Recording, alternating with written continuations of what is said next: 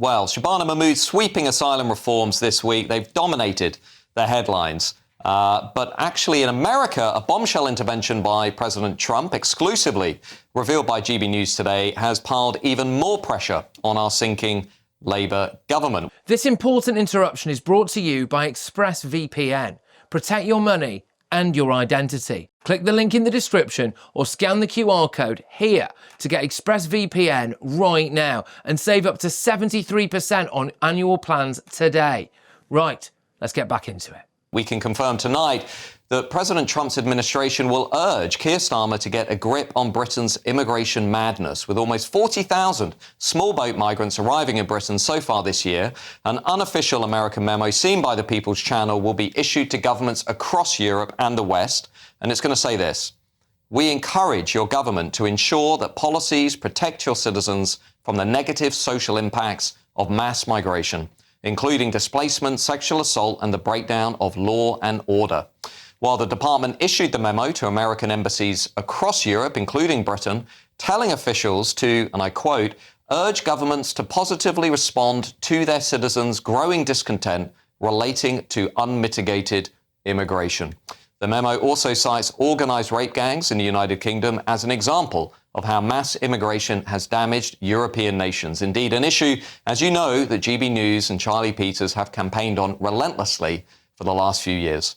And just a few hours ago, the US State Department posted this on X, and I'm reading direct: mass immigration poses an existential threat to Western civilization and undermines the stability of key American allies. And let's be honest, they're not wrong, are they? British people are, in my opinion, being put at ever-increasing risk by the flood of unvetted, undocumented, illegal migrants flocking into our country.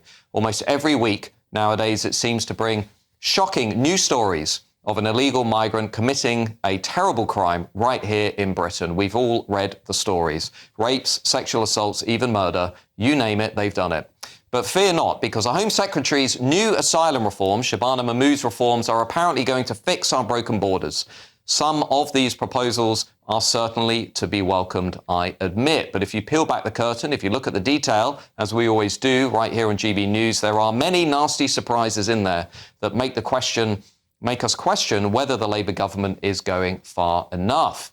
Shabana Mahmood plans to create new work and study routes. She wants to make it easier for migrants to bring family members into the country and gain residence more quickly. There are exceptional protections designed for children or the vulnerable. They will be expanded and they will be applied to people with anxiety or trauma. There will be opt-outs for parents, grandparents and relatives, and this is basically because nothing Shabana Mahmood is proposing will indeed change the defective human rights legal culture that we still operate under, which prevents us from controlling our own laws. She's already established a specific safe and legal route for Gaza students on fully funded scholarships to come to the UK, along with their families. Now, as you can imagine, the list goes on and on. So while the hard left accuse Shabana Mahmood of racism and the moderate right in the Labour Party sing her praises, tonight I'm just going to say this.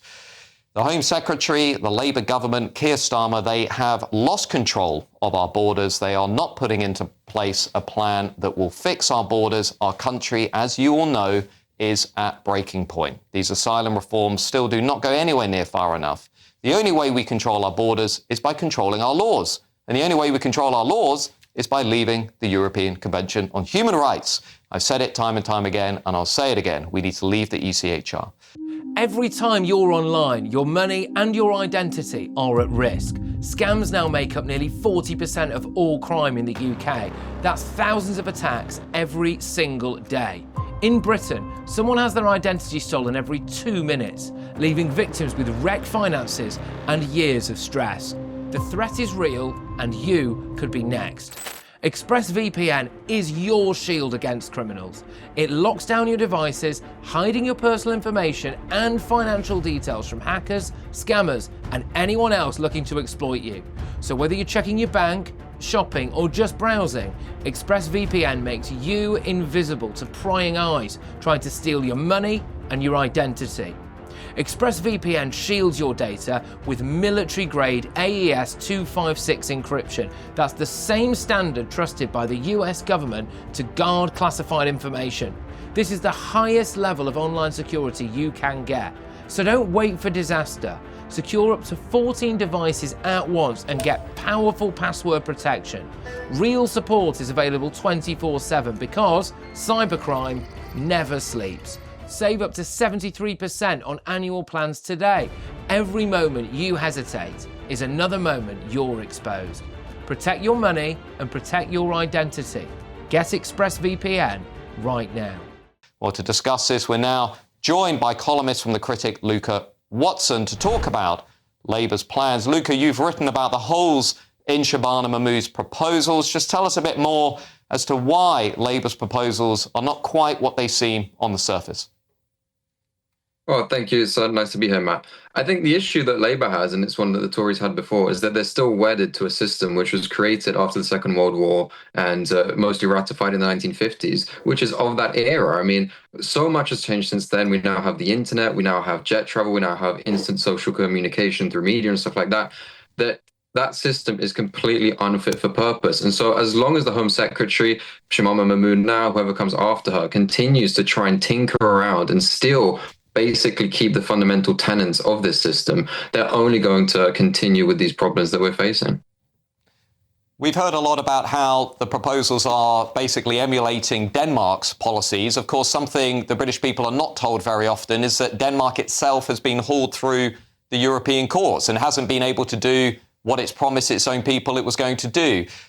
Do you see essentially the problems here around the ECHR, around the fact that we do not control our own laws? And as long as we have Article 3, we have Article 8, basically we're not going to be able to deport illegal migrants, we're not going to be able to remove foreign criminals, we're not going to be able to stop the boats. Well, the ECHR is part of the problem, and the ECHR comes in as a problem when you're looking to remove people. But I think the more fundamental issue is the refugee and asylum system worldwide, so the 1951 UN Convention on Refugees, and how that means that basically anyone who is in need of sanctuary and arrives in your country, Britain has a statutory duty to provide asylum. Now, that was ratified at a time when the number of people coming was far lower and people were expected to go to their nearest countries. We now have a system where people travel all the way across the world from places like Bangladesh, Eritrea, Sudan, halfway across the world to come to Britain, sometimes in huge numbers, as we saw with the Syrian crisis.